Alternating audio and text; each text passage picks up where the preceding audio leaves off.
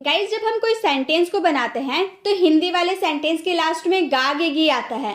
तो कभी गा गेगी के लिए हम विल का यूज करते हैं तो कभी वुड का यूज करते हैं। तो हम बहुत कंफ्यूज हो जाते हैं ना कि कब गा गेगी के लिए विल का यूज करना है और कब गा गेगी के लिए वुड का यूज करना है। आप भी कंफ्यूज होते होंगे। गाइस, अगर आप ये वीडियो पूरा देख लेते हैं तो मैं आपको गारंटी दे सकती हूँ कि आपको विल और वुड में कभी कोई दिक्कत होगी नहीं, क्योंकि मैं बहुत ही इजी वे में आपको ये समझाने वाली हूँ कि कहाँ विल का यूज करना है, कहाँ वुड का यूज करना है। और मैं आपको बेसिक टू एडवांस सारे यूजेस एक ही वीडियो में बताने वाली हूँ। सबसे पहले हम बेसिक चीजों को समझ लेते हैं, वुड और विल। सबसे पहले तो विल का पास्ट फॉर्म ही वुड होता है, ये हम जानते हैं। विल का पास्ट फॉर्म वुड होता है। इसका हिंदी मीनिंग होता है काम करेगा।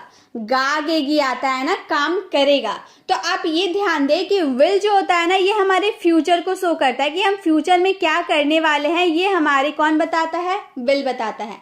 और वुड जो होता है ना, ये किसी भी सेंटेंस की पॉसिबिलिटी को बताता है कि किसी संभावना, पॉसिबिलिटी यानी कि संभावना, किसी भी सेंटेंस में संभावना को बताता है कि क्या होने वाला है, होने भी वाला है या नहीं होने वाला है। ये हमारा वुड बताता है।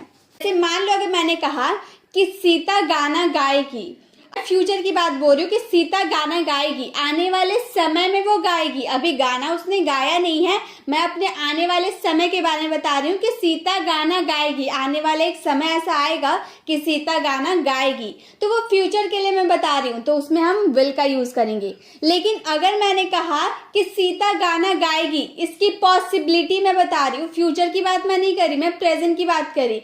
प्रेजेंट में ही मैं बता रही हूँ पॉसिबिलिटी है, मुझे संभावना है कि सीता गा भी सकती है, नहीं भी गा सकती है, मुझे नहीं पता। सीता का मन होगा तो वो गाना गाएगी, नहीं मन होगा तो नहीं गाएगी। इस सेंटेंस की जब पॉसिबिलिटी की बात करते हैं तो उसमें हम वुड का यूज करते हैं।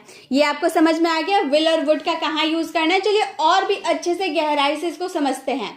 वुड जो होता है वो प्रेजेंट को शो करता है और विल होता है वो फ्यूचर को शो करता है। जब आप फ्यूचर इन पास्ट की भी बात करो तो उसमें वुड का यूज करो। अब फ्यूचर इन पास्ट क्या होता है वो भी मैं आपको बताऊंगी। सबसे पहले हमारे हिंदी सेंटेंस है, वह इंग्लिश बोलता होगा। अब मुझे नहीं पता कि वो इंग्लिश सीखा है या नहीं सीखा है, मुझे नहीं पता। बस मैं अपनी पॉसिबिलिटी के हिसाब से बता रही हूँ कि वो इंग्लिश बोलता होगा। मुझे पॉसिबिलिटी है, यकीन नहीं है। मैं फ्यूचर आने वाले समय की बात नहीं कर रही हूँ। हालांकि इसमें गा गेगी आ रहा है और हम टेंस में सीखे हैं कि जिस भी सेंटेंस के लास्ट में गा गेगी आता है उसमें हम विल का यूज कर देते हैं।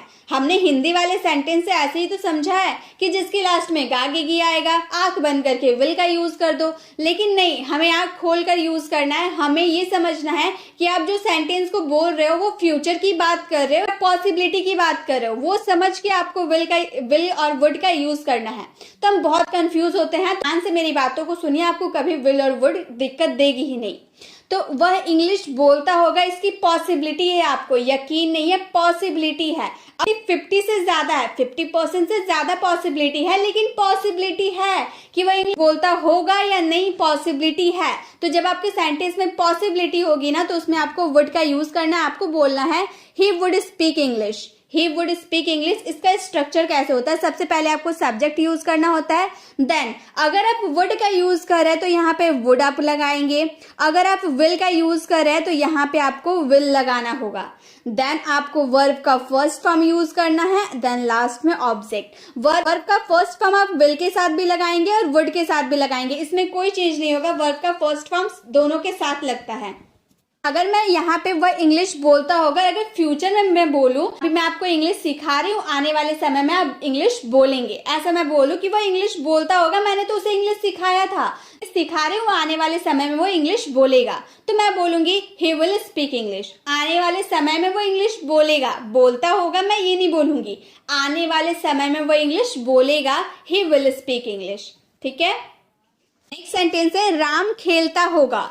अगर मैं पॉसिबिलिटी के हिसाब से बोलूं कि मुझे पक्का यकीन नहीं है कि वो खेल रहा है या नहीं खेल रहा, मैं अपनी पॉसिबिलिटी के हिसाब से, संभावना के हिसाब से बता रही हूँ कि राम खेलता होगा, खेलने का समय हो रहा है, 5 बज रहा है, राम हमेशा 5 बजे खेलता है तो वह भी खेलता होगा, तो हम बोलेंगे राम वुड प्ले। हम पॉसिबिलिटी की बात करें इसीलिए विल ना लगाकर हम वुड की बात करें कि राम वुड प्ले, राम खेलता होगा।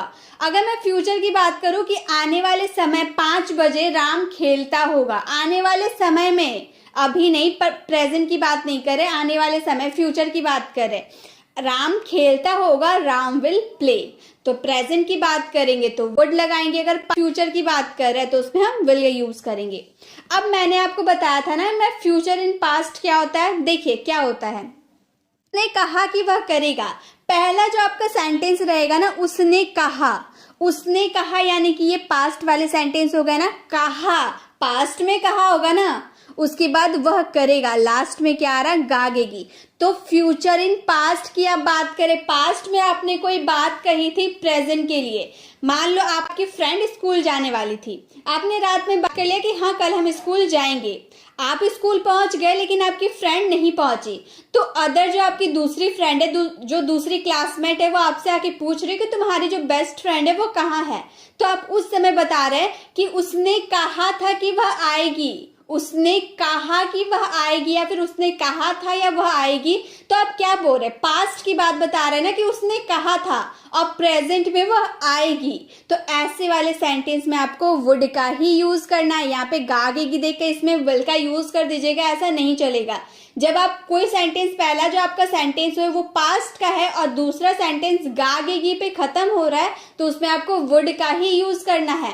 इसमें पॉसिबिलिटी की बात नहीं कर रहे, इसमें मैं आपको सिंपल सी बता रही हूँ। पहला सेंटेंस आपका पास्ट का होगा एंड सेकेंड सेंटेंस गागेगी पे खत्म होगा, तो आपको उसमें आंख बंद करके वुड का ही यूज करना है। ही सैड, उसने कहा, ही सैड की दैट वह करेगा, ही वुड डू, वह करेगा, ही वुड डू, करेगा के लिए do. He sad that he would do, वो उसने कहा कि वह करेगा। तो ऐसे वाले जो हमारा फर्स्ट सेंटेंस पास्ट का होता है देन सेकेंड सेंटेंस गागेगी पे खत्म होता है, तो हम उसमें वुड का ही यूज करते हैं। नेक्स्ट, सीता आएगी, सीता फ्यूचर में आएगी, अभी आई नहीं है, फ्यूचर में आएगी। सीता आएगी तो बोलेंगे सीता विल कम, सीता आएगी, सीता विल कम। वह तुमसे मिलेगी, अब पहले मैं पॉसिबिलिटी की बात बता रही हूँ कि वह तुमसे मिलेगी। उसने कहा था मुझसे कि वह तुमसे मिलेगी, पॉसिबिलिटी है मुझे कि वह तुमसे मिलेगी, तो हम बोलेंगे she would meet you, she would meet you. Possibility की बात करें कि वह मिलेगी, पॉसिबिलिटी है। अगर मैं फ्यूचर की बात करूं कि वह तुमसे मिलेगी, आने वाले समय में वो तुमसे मिलेगी, तो मैं बोलूंगी she will meet you, she will meet you, वो तुमसे मिलेगी। पढ़ता होगा, इसका क्या आंसर होगा, रोहन पढ़ता होगा, तो इसका आंसर आपको देना है। अब इसमें आपको एक बार आपको पॉसिबिलिटी शो करनी है सेंटेंस में और एक बार आपको विल का यूज करना है फ्यूचर के लिए। तो दोनों सेंस में आपको इसका यूज करके इसका आंसर कमेंट बॉक्स में देना है। विल का भी यूज करना है, वुड का भी यूज करना है। और पढ़ने के लिए तो आप जानते हैं स्टडी का यूज होता है, तो आप स्टडी का यूज कीजिएगा वर्ब का फर्स्ट फॉर्म के साथ, और यही स्ट्रक्चर को फॉलो करते हुए अपने सेंटेंसेस को कंप्लीट कीजिएगा। आई होप आपको विल और वुड समझ में आया होगा। इसको जाने, चलिए अब एडवांस यूजेस को सीखते हैं। Would be, will be, would के साथ भी बी और विल के साथ भी बी। इसका हिंदी मीनिंग होता है काम कर रहा होगा, काम कर रहा होगा। वुड बी का हिंदी मीनिंग होता है काम कर रहा होगा, विल बी का हिंदी मीनिंग होता है काम कर रहा होगा। जैसे वह पढ़ रहा होगा, इसमें मुझे पॉसिबिलिटी है कि वह पढ़ रहा होगा, मुझे यकीन नहीं है कि वह पढ़ ही रहा है, मुझे पॉसिबिलिटी है, संभावना है, इसकी संभावना है कि वह पढ़ रहा होगा।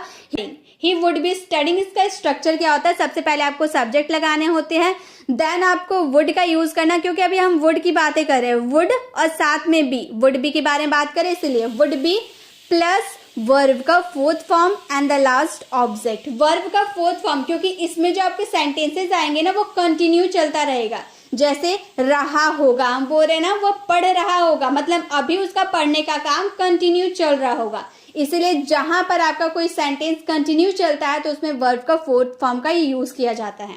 तो हम बोलेंगे वह पढ़ रहा होगा, ही वुड बी स्टडिंग। अगर फ्यूचर की बात करें कि वह आने वाले समय में पढ़ रहा होगा, तो हम बोलेंगे ही विल बी स्टडिंग। इसका स्ट्रक्चर हो जाएगा सब्जेक्ट देन विल बी का fourth form and the last object. Same है, सिर्फ वुड बी की जगह आपको विल बी का यूज करना है।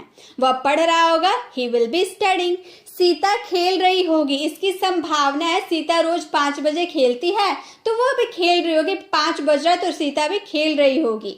सीता वुड बी प्लेइंग, मुझे संभावना है, पॉसिबिलिटी है, मैं फ्यूचर की बात नहीं कर रही हूँ, मैं संभावना प्रेजेंट की बात कर रही हूँ, लेकिन पॉसिबिलिटी के हिसाब से बात कर रही हूँ। Sita would be playing, Sita खेल रही होगी। पापा आ रहे होंगे, पापा आ रहे होंगे। मान लो पापा का फ्रेंड आए हैं घर और उन्होंने पूछा कि तुम्हारे पापा कहाँ हैं, तो मैं क्या बोल रही हूँ कि पापा आ रहे होंगे।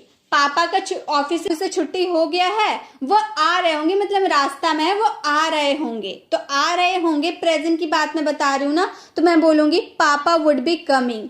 पापा वुड बी कमिंग पॉसिबिलिटी भी है मेरी कि पापा आ रहे होंगे। अब जरूरी नहीं है कि आप बोल रहे हो तो पापा आ ही रहे होंगे, शायद उनको कोई काम पड़ गया होगा तो वो रुक गए होंगे। आपको कॉल करके वो नहीं बताए हैं कि वो आ ही रहे हैं, आप अपनी पॉसिबिलिटी के हिसाब से बता रहे हैं कि ऑफिस की छुट्टी हो गई होगी और पापा आ रहे होंगे, तो हम बोलेंगे पापा वुड बी कमिंग। अगर मैं फ्यूचर की बात बोलूं कि पापा आ रहे होंगे, फ्यूचर में इस वक्त आ रहे होंगे, तो बोलेंगे पापा will be coming.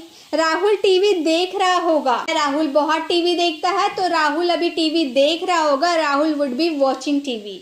Rahul would be watching की संभावना है। माँ खाना बना रही होगी, आने वाले समय में माँ खाना बना रही होगी, अभी नहीं बना रही है, कल खाना बना रही होगी, तो मैं बोलूंगी mother will be cooking the food. अगर पॉसिबिलिटी की यही बात करते तो हम विल की जगह क्या यूज करते, वुड का यूज करते और हम बोलते mother would be cooking the food. Mother would be cooking the food. Rohan जा रहा होगा, इसमें आपको पॉसिबिलिटी भी शो करनी है, साथ में आपको फ्यूचर की भी बातें करनी है। रोहन जा रहा होगा, इसका आंसर आपको कमेंट बॉक्स में करना है। नेक्स्ट हमारे है would have will have. Would have will have का मतलब होता है काम कर लिया होगा या काम कर चुका होगा, कोई काम खत्म हो चुका होगा। जैसे उन्होंने टीवी देख लिया होगा, मैं जब घर से बाहर आ रही थी तो वो टीवी देख रहे थे, अभी तक मूवी खत्म हो गई होगी, तो वो टीवी देख चुके होंगे, बंद भी कर चुके होंगे, उन्होंने टीवी देख लिया होगा, तो मैं बोलूंगी they would have watch TV. अब मुझे नहीं पता है कि वो सच में टीवी बंद कर दिए हैं, मूवी खत्म हो गई तो जरूरी तो कुछ और भी देख सकते हैं, टीवी में कुछ और भी देख सकते हैं, तो मुझे पॉसिबिलिटी है कि वो टीवी देख लिए होंगे। पॉसिबिलिटी ये संभावना है, मुझे यकीन नहीं, ये संभावना है, तो मैं बोलूंगी they would have watched TV.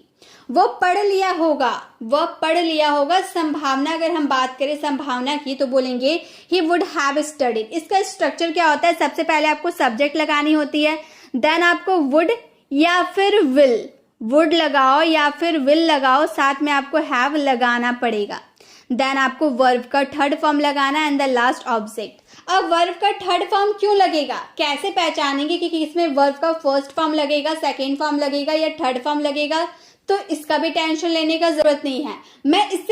मैं वीडियो बना रखी हूँ वर्ब के साथ, किस मॉडल वर्ब के साथ किस वर्ब की फॉर्म का यूज करना है, इसके लिए मैं अलग से वीडियो बना रखी हूँ, आप उसे जाके जरूर विजिट कीजिएगा। हाँ, वर्ब का फर्स्ट फॉर्म लगाना है, सेकेंड फॉर्म लगाना है, थर्ड फॉर्म लगाना है, फोर्थ फॉर्म लगाना है, फिफ्थ फॉर्म लगाना है, सभी आपको उसमें मिल जाएगा। सभी तरह के वर्ब्स के फॉर्म लगाने के तरीके आप सीख जाएंगे, मैं बहुत ही इजी वे में उसमें समझाया हूं, तो आप उसे जरूर विजिट कीजिएगा।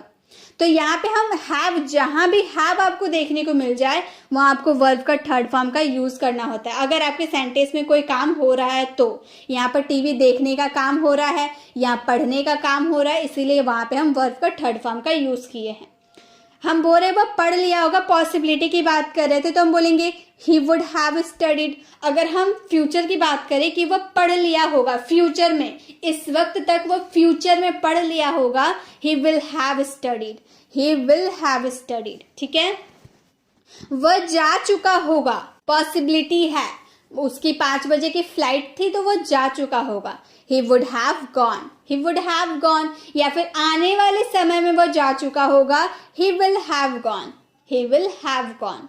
उसने काम कर दिया होगा, मतलब काम खत्म हो चुका होगा, he will have done work। आने वाले समय में will का यूज कर दिए, मतलब ये तो फ्यूचर है, आने वाले समय की बात करेंगे कि उसने आने वाले समय में काम कर दिया होगा, he will have done work।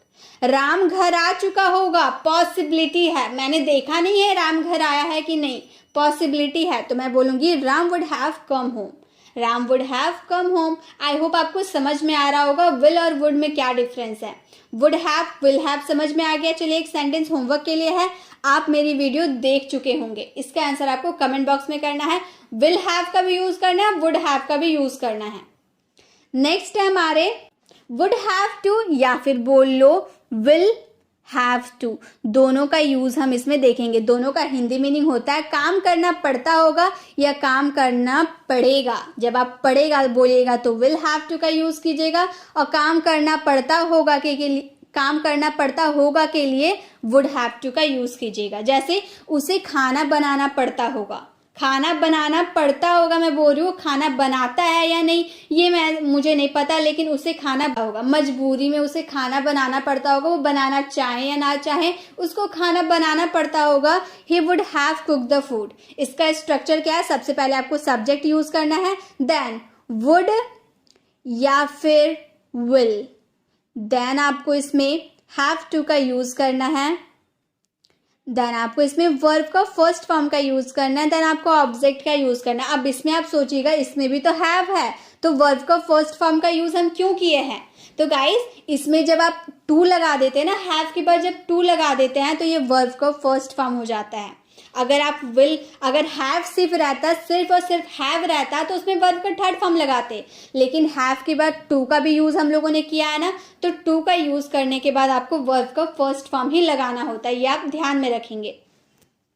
तो उसे खाना बनाना पड़ता, he would have to cook the food. तुम्हें नाचना पड़ेगा, आने वाले समय में तुम्हें नाचना पड़ेगा, you will have to dance, आने वाले समय में आपको नाचना पड़ेगा। उसे बोलना पड़ता होगा या फिर उसे बोलना पड़ेगा, तो पहले मैं देख लेती हूँ पड़ता होगा के लिए। उसे बोलना पड़ता होगा, he would have to speak, उसे बोलना पड़ता होगा। या फिर मैं बोलूँ उसे बोलना पड़ेगा, तो मैं बोलूंगी he will have to speak. वो बोलना चाहे या ना चाहे उसे बोलना पड़ेगा, he will have to speak. मुझे बात करना पड़ेगा, I will have to talk, मुझे बात करना पड़ेगा, I will have to talk. तुमको पढ़ना पड़ता होगा, मुझे पढ़ना नहीं पड़ता, तुम्हें पढ़ना पड़ता होगा। You would have to teach, तुमको पढ़ना पड़ता होगा। एक सेंटेंस आप लोगों के लिए, उसे स्कूल जाना पड़ेगा, इसमें आपको वुड हैव का यूज करना है या विल हैव टू का यूज करना है, ये आपको देखना है, और यही स्ट्रक्चर को फॉलो करते हुए अपने सेंटेंसेस को कंप्लीट करना है। आई होप आपको विल वुड में डिफरेंस क्या है वो समझ में आ गया होगा। विल बी वुड बी कहाँ यूज होगा ये भी समझ में आ गया होगा। Will have to would have to के यूजेस भी समझ में आ गया होगा, and then would have to and will have to का भी बारे में आपको पता चल गया होगा। आई होप आपको वीडियो भी अच्छी लगी होगी। अगर अच्छी लगी तो प्लीज वीडियो को लाइक करें। अगर आप चैनल पर नए हैं और अभी तक हमारे चैनल को सब्सक्राइब नहीं किए तो जल्दी से करके बेल आइकन को जरूर क्लिक करें, ताकि आने वाली वीडियोस की नोटिफिकेशन आपको मिलती रहेगी।